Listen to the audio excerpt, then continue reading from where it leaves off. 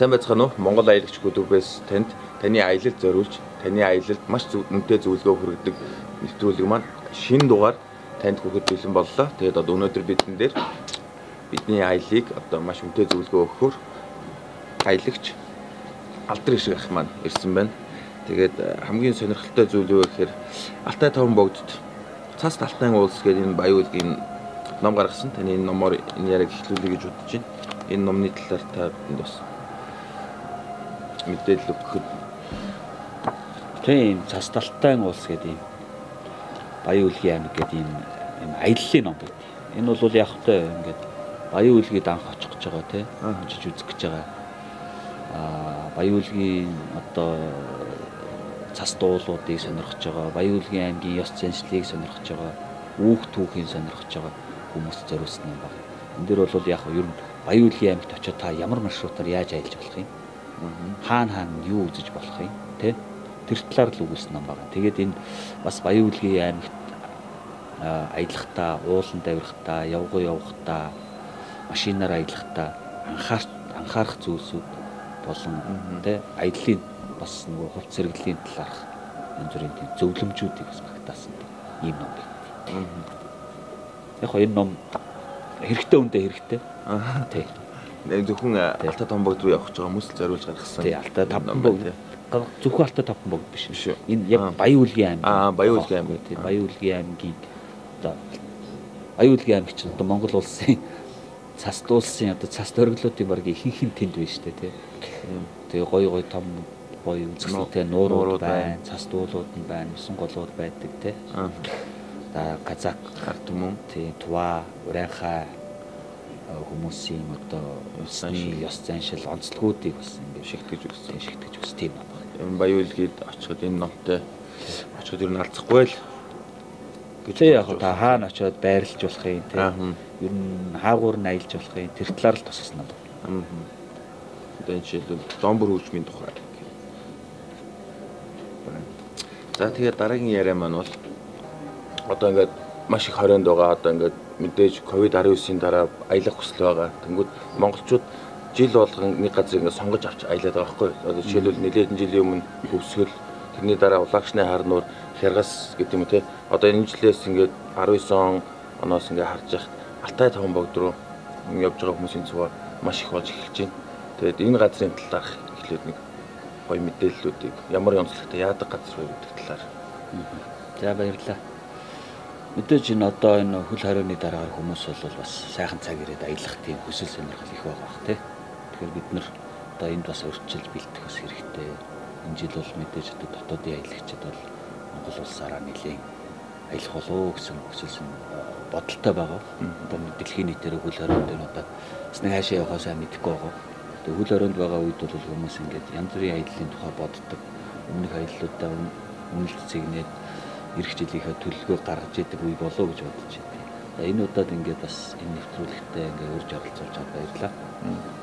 За Алтай таван богд бол энэ бол мэдээж одоо Монголын одоо дээвэр гэж ойлгож болно тийм ээ. Монголын одоо хамгийн өндөр цэг маань Алтай таван богд ууланд байдаг. Бүтний оргилгүй 4374 м өндөртэй.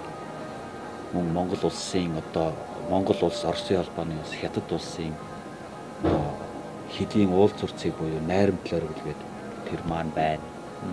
Монгол улс Оросын холбооны улсын хэдийн багны нэг тоот баг нь тэнд байна. За Монгол улсын одоо төрийн тахилгад овоо байна тийм ээ. За мэдээж одоо их олон цас сүмбэр ориглууд маань байна. Том мөсөн голууд маань байна. Монгол улсын хамгийн том одоо мөсөн гол Батаны мөсөн гол, Александрийн мөсөн гол гэсэн хоёр том мөсөн гол маань бол яг одоо таван богдод очиж байгаа хэм бүхний яг нүдэн дээр ил харагдаж байдаг. За гурав дахь мөсөн гол нь гранигийн мөсөн гол. За ер нь ингээд шууд таван богдод очихд бол хамгийн түрүүнд ингээд малчны оргил тэ найрамдал оргил, хүүтний оргил, бүргэд наран үлгий гэсэн том цас оргилууд бол ил харагдаж байдаг. Гэхдээ энэ яг энэ уулын маань яг энэ хэсэг дээр болохоор ер нь бол ингээд Монголын хамгийн том нөгөө цас мөсний маск гэж ярьдаг тийм. Тэр маань болохоор энэ байж байгаа тийм газар маань тийм. Бол одоо цөмөн. Тэгээд бас мөн хамгийн сонирхолтой бас нэг гол маань болохоор цагаан гол гэдэг байдаг тийм. цав цагаан өнгөтэй сүүшиг өнгөтэй тийм гол одоо урсж идэг. Тэгээд сонирхолтой зүйлүүд олонтой газар байна. Та бол тийшээ одоо гадаадын жуулчдыг одоо маш өндөр зэрэглэлийн өндөр түвшинд авч аялуулдаг. Тэгээд энэ Монгол хүмүүст тэр боломжтой Монгол хүмүүс одоо тийшээ аялах одоо сонирхолтой бас авирах одоо хүмүүс зүгээр Алтай цамбогд үзээд гарах биш бас уулан дээр гараад те адилхан ингээд та одоо энэ жилээс нэг тийм хөтөлбөр ингээ монголчуудад зориулсан тийм хөтөлбөр гаргаж байгаа гэсэн. Энэ талаараа. Тэг яг миний хувьд бол сүүлийн одоо яг 20 жил яг энэ Алтай цамбогд ууланд ажиллаж байгаа. Аялал зохион байгуулалт. Тэр нь гадаадын жуулчдад аялал зохион байгуулдаг тийм компани. Гэхдээ сүүлийн одоо бас 4-5 жил бол монголчуудад зориулаад нэг удаа ингээд аялал зарлалдаг байсан. За энэ жилийн хувьд бол бас нэлээд олон тооны аялал зарлах боломжтой байна. Эхний аялал бол бид наадмаар 7 сарын 9-өөс 19-ны хооронд нэг аялал зарлалцсан байгаа. За энэ аялал маань болохоор нэг 9-10 өдөртөө тийм төвлөгийгээс үлгий хүртэл ингээд эхлээд үлгий дээр дуусах тийм боломжтой аялал байгаа. Тэгээд энэ аяллаараа болохоор одоо бас яг наадмын үед тааруулаад урт амралтууд таарах бах тийм. Тэр үедээ бас ингээд хүмүүсийг цаг заваа гаргаад энэ аялалд хамрагдаасаа гэж бол хүсэж байгаа.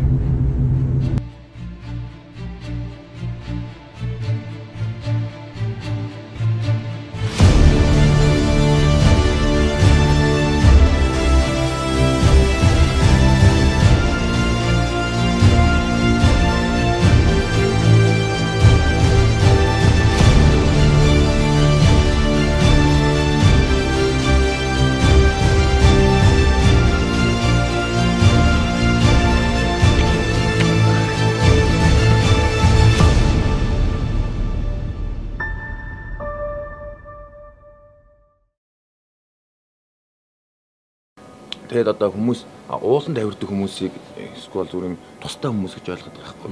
Энэ хүн болгонд нээлттэй зүйл үү эсвэл тустай хүмүүсийн асуудал уу? Бие бэлтрийн хувьд ямар байх шаардлагатай энэ жишээлбэл. За ер нь ингээд уулын спорт, уулын аялал хоёр маань болохоор өөр ойлголттой байхгүй тийм. Уулын спорт гэдэг нь бол цэвэр одоо тамирчдын одоо ур чадвараа шалгаад төсвөр төвчээрээ шалгадаг энэ авиралтын замууд дээр өөрийнхөө төсвөр төвчрийг шалгаж ур чадвараа шалгадаг. Тэр төрлөө бол одоо уулын спортын төрөл гэж ойлгож байна. Уулын аялал гэдэг нь болохоор бүх нийтэд нээлттэй. Ер нь бол бүх нийтийн биеийн тамир гэдээ ойлгож болно. Гэхдээ яг энэ цас дөрглуудад авирах хүмүүс бол бас тодорхой хэмжээний шалгуур тавина. Мэдээж өөрийгөө сайн бэлдэх ёстой. Мэдээж одоо нэг шууд одоо нэг ажилласаа гэрийн хооронд алхдаг нь шууд очиж ууланд авирчин гэж бол байхгүй. Тийм ойлголт. Тэгэхээр тодорхой хэмжээнд бас бие бэлтгэлээ сайн бэлдэх ёстой. 7 хоногт нэг удаа одоо богд ууландаа сайхан алхаад байх хэрэгтэй байна тийм. Гэтэ ер нь бол одоо яг одоо манай энэ 5 богдын авиралтанд одоо оролцох хүсэлтэй хүн бол нэг ороо ээж нэг одоо 15-20 км-ийн замыг ингээд түүртэлгүй туулцдаг байх юм бол энэ гол шалгуур. Тэнд очиод ядрахгүй тул энэ маш сайн бэлтгэл хэрэгтэй. Тэнд зовхгүй тул энтэй жоохон бие жоохон шатахад. Ер нь бол тэ инх цагт хөлс их урсвал дайны цагт цус багаарсан гэдэгтэй адилхан бие сайн өөрөө сайн бэлдэх хэрэгтэй тийм. Одоо нэг хувь хүмүүс одоо ингээд өөрсдөө ингээд ярьж байгаа нэг гараа аялцдаг. Ингээд эсвэл ингээд компаниараа одоо ингээд бүх зүйл ингээд бэлдэж өгдөг. Энэ хоёрын ялгаа нь юунд байна? Одоо хүмүүс одоо жишээлбэл компаниг эсвэл компаниар дамжуулах юм бол илүү хүртэг өндөртэй ч гэдэг юм уу? Эсвэл өөрсдөө явах юм бол зардлаа хэмнэш гэдэг юм уу? Ийм бас нэг ойлголтууд байгаа. Энэ талаар яг яг ер нь бол хүмүүс ингээд аяллаа тухай юм ойлголт байдаг. Тэгээд монголчууд өөрсдөө бас тийм аялагч ард юм. Тэгээд эдгээр маань болохоор ер нь бол өөрсдөө зохион байгуулах сонирхол Монгол хүнд их давмгаалд юм болов те. Компаниас үйлчлэгээ авахаасаа илүү өөрсдөө зохион байгуулах сонирхол нь бол өндөр байдаг. Гэхдээ энэ маань өөрөө тодорхой хэмжээний юм эрсдлийг дагуулад байдаг байхгүй юу? Сайн төлөвлөж чадаагүйгээс болоод тийм ээ. Ер нь бол эрсдэл гардаг. Компаниар үйлчлүүлж байгаа хүмүүсийн хувьд бол мэдээж энэ бол нэгдүгээр төлөвлөгдсөн аялал байна. Хоёрдугаарт бол төлөвлөгдсөн байна гэдэг бол тодорхой хэмжээний эрсдлүүдийг чинь ингээд тооцоолсон байгаа байхгүй юу? Тэгээд компанид нэгдэж аялах нь нэгдүгээрт одоо гинтийн нөхцөл байдлууд тий одоо янз бүрийн гинтийн нөхцөл байдлуудыг урьдчилан тооцоолсон байдаг учраас та нэгдүгээр аюулгүй байдлын баталгаа гаргаж өгч байгаа. Үйлчлэгээ гаргаж өгч байгаа. Олон хүмүүс нэгдэж нэг ийм хуваарьт аялал дээр орж ирж байгаа учраас таныг санхүүгийн боломж те. Санхүүгийн хувьд бол бас тодорхой хэмжээний зардал хэмнэх тийм боломжуудыг гаргаж өгдөг. Тэгээ компани угаасаа ингээд аялал төлөвлөж байгаа үед бол мэдээж одоо мэрэгжлийн хүмүүс танд үйлчилж байгаа учраас таны ер нь бол номер 1 бол аюулгүй байдал, хоёрдугаар нь сэтгэлийн таашаал тий сэтгэлийн таашаал бол энэ ер нь бол аяллаас ер нь авч үлдэх юм бол тий таашаал гоё мэдрэхүүл авч гоё сайхан мэдрэмж тэгээд аюулгүй байдлыг гэж болохгүй. Тийм өөр бол аюулгүй байдал аюулгүй байхгүй бол тий бүх зүйл нуурна ер нь аялах чинь бас хэцүү болоо явчих. За яг тэгээ монголчуудыг ингээд аялж байгаа хэлбэрийн хувьд ингээд харахаар бас таван богдод бол би бас зунжагаал тэнд байж байгаа шүү дээ. Хэцүү ингээд юмаа сайн төлөвлөхгүй ирнэ. Тэгээ ууланд авирах сонирхолтой бол одоо бидэнтэй нэгдэд аялж болно шүү. Биднийх бол бид бол танд одоо мэрэгжлийн талаас зөвлөгөө тусламжийг өгөөд ингээд таныг одоо ууланд яг авирахад чинь яг системтэйгээр бэлдээ тэгээд оргилд хүрх таны мөрөөдлийг биелүүлж чаднаа л гэж хэлэх гэдэг. Мэдээж угаасаа мэрэгжлийн гайд тий хувцас хэрэглэл гэхээр одоо ямар хувцас хэрэглэл байвал зохистой байдгийг энэ талаар мэдээж бас зүгээр ингийн хувцастайгаар явждаг байх тий. Ер нь бол ууланд авирах бол ийм байгаа юм. Хамгийн гол нь уулын авиралч өөрөө нөгөө тодорхой хувцас хэрэглэл тоног төхөөрөмжийг шаардж байдаг. Тэгэхээр бол бид нар энэ талаас нь бас зөвлөх хэрэгтэй баг тий. Жишээ нь бидний энэ артал зогсож байгаа манекен бол одоо тодорхой хэмжээнд уулын одоо шаардлагатай хувцас хэрэглэлүүдийг өмссөн байна. Яг нэвтрүүлгийн цаг ер нь бол богино байгаа учраас энэ яг хувцас хэрэглэлийг бол бас ингээд бүхэл бүтэн эдгээр минутын дотор бол тайлбарлах бол хэцүү. Энэ жишээ нь одоо бидний яагаад энэ аяллаа юм сайхан дэлгүүр дотор ингээд энэ нэвтрүүлгийг хийж байгаа нь талархав шүү дээ тий. Энд бол бас яг уулчныг хэрэгцээг хангаж харах хувцас хэрэглэлүүд бол байна. Тэгэхээр та бүхэн бас эндээс ирээд энэ худалдааны зөвлөхүүдээс нь болон эсвэл манай компани дээр ирээд энэ аяллаа зөвлөхүүдээс ямар төрлийн хувцас хэрэглүүд өмсөд авирах боломжтой юм бэ гэдгийг бас дуртай цагтаа ирээ шууд авч бас болон бид нар бол тэр тал дээр бол нээлттэй байгаа. Мэдээж яг ууланд авирах гэж байгаа юм бол ер нь бол нэг одоо гол авиралтын улирал маань 6-аас 8 дугаар сар байхгүй 8 сарын хооронд 9 сарын хооронд тэр бол яг үндсэн нэгдүгээр layer буюу base layer гэж хэлдэг хөлсний цамц. Хоёрт нь бол одоо энэ fleece нэг цамц байдаг. За тэгээд ийм салхины цамц. За цагаагаар одоо нэг хаяа нэг юм зогсож амрах те цагаагаар гинтийн нөхцөлд муудах үед бол бас юу байх вэ? Өдөн хүртэнүүд байх хэрэгтэй те. За тэгээд ер нь бол уулчин хүн бол өөрөө өөрийнхөө амьдралыг тээж авч явдаг хүмүүс учраас үүргэвч аягүй чухал. Тэгээд үүргэвчэндээ өдрийнхөө хоолыг хийн, усамдагаа хийн. За нэмэлт одоо цагаагаар нөхцөл байдал муудсан үед өмсөх хувцас хийн тий. За тэгээд сайн одоо готалтай байх хэрэгтэй. Тэгээд ер нь хувийн хэрэглээ талаасаа тэгээд сайн нарны тус, сайн нүдний шил, сайн гэрэлтэй байх хэрэгтэй.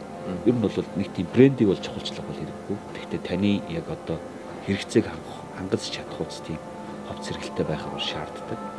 Бид нар бол энэ тал дээр бол тэрвээ та ууланд авирах хүсэлтэй, сонирхолтой бол бид нар энэ тал дээр бол зөвлөд өгч болно. Гэхдээ бас нөх хүний амнаас учраас бас сайн шаардлагатай. Тий. Тоног төхөөрөмжийн хувьд бол одоо уулын тоног төхөөрөмжийг багийн тоног төхөөрөмж, хувийн тоног төхөөрөмж гэж хэлчихэж байгаа. Хоёр ангилчихж байгаа. За багийн тоног төхөөрөмжд бол олс орж байна тий. Ер нь бол гол юм бол олс тий. Олсонд орчиж байна. За тэгээд одоо уулын ихц налуу хэсгүүдэд тавьдаг одоо анкер ч юм уу, усны шүрэг ч юм уу. Тиймэрхүү зүйлүүдийг бол одоо компани зүгээс хангаад өгчдөг. Хувийн тоног хэрэглэлүүд болон одоо энэ худраг крампон буюу муурын хомс тий. Тэгээд энэ за ер нь тэгээд энэ каск гэрэл бүгд карбинууд энэ төр гэдэг энэ юмнуудыг бол хувийн тоног хэрэгсэлгээд байна. Энэ зүйлүүд бас байхгүй байх магадлал байдаг тий. Тийм бол бид нар бол бас манайх бол бас Дэлхийн уулын холбооны лицензлэгдсэн тийм албан ёсны сертификаттай тийм тоног төхөөрөмжүүдийг ашигладаг. Тийм учраас бол энэ бол бас давуу тал. Аяллаа хамгийн чухал зүйл бол мэдээж хоол тий.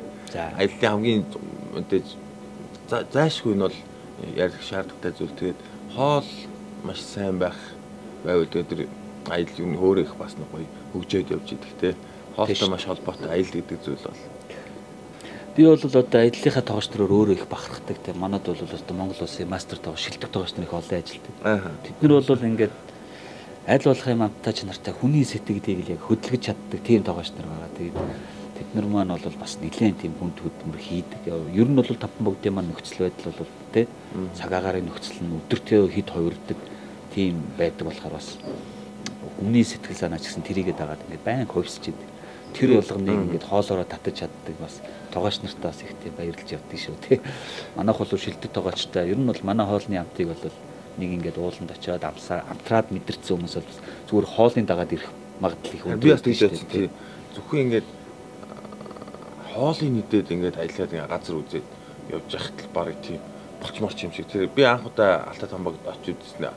Анх удаа очиж зүгээр зүгээр хэлэх үг болдог зүгээр ингээ хараад байж ах сууж ахтал зүгээр нэг тийм сэтгэл ханамжийн их гоё тийм тавьшилт байгаад байгаа байхгүй.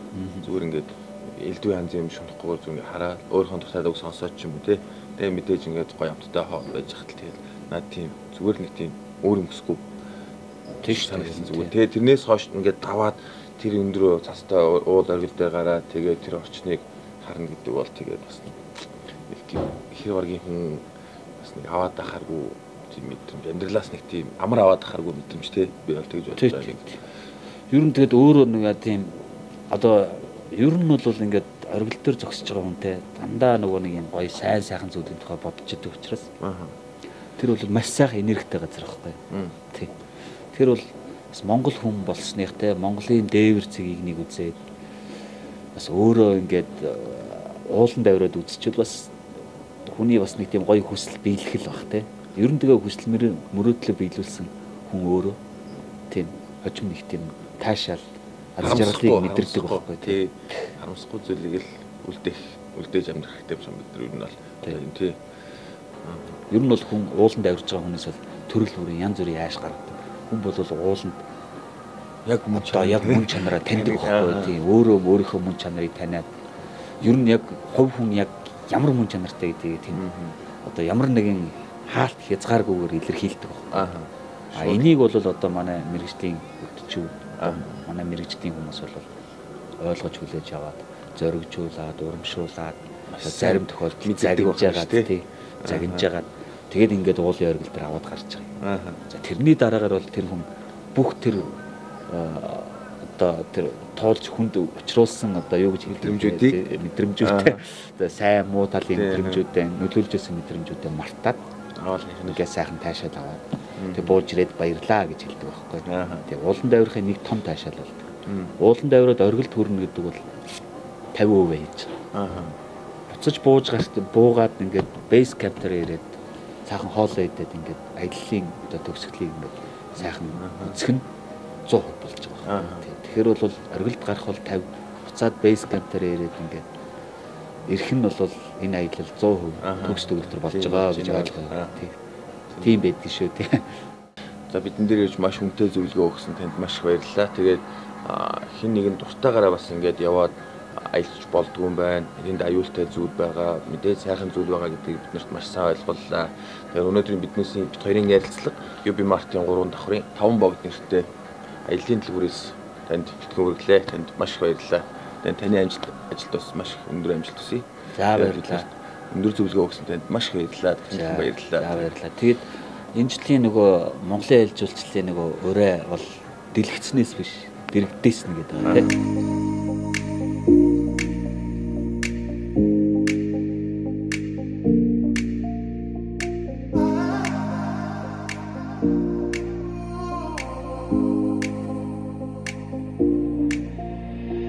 Jaywalking, crosswalking, lip locking with you.